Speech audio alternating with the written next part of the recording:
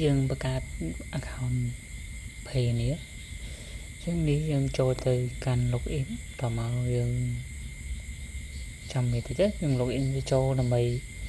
dương từ khi bạc cát register vậy nè chứ này dương login chẳng tò mò này dương cho account đi view chứ dương cho lại get paid or make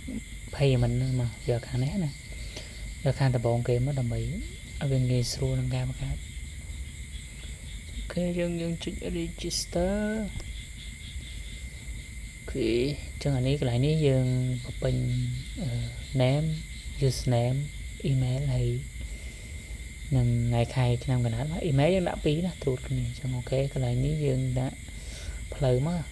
với cái cầm chưa dương support nè chẳng dương anh đã với cái cầm chưa dương bán ở bài nhà đấy chẳngนี้คือโซน331ចឹងអានេះលេខតំបន់នៅតំបន់របស់អ្នកនរគ្នាណា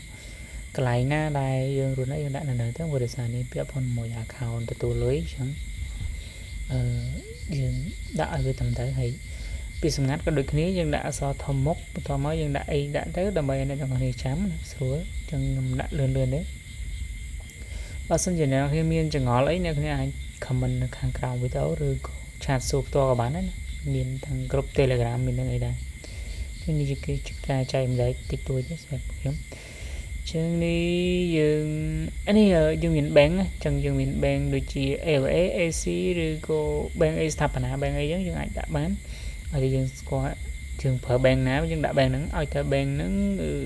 យើងអាចទទួលលុយពីក្រៅទៅបានចឹងគេឥឡូវខ្ញុំដាក់ AC ដែរខ្ញុំទៅរក Swift code វាណាចឹងនេះ Swift code យើងវាយទៅ AC ហើយយើងមាន Swift មកគឺវា load code ហើយអូខេនេះគឺ Swift code ចឹងខ្ញុំ copy ពីហ្នឹងយើងដាក់ហ្មងទៅលឿនទេណាវាចឹងនេះយើងដាក់ចាំមកយើង submit វាមកវាទៅអានេះចឹងចាំទៅអាហ្នឹងពេលបន្ទាប់ពីយើង submit មកគឺវារយៈពេលវាក្នុងបែរជា2ថ្ងៃវា approve ណាគេ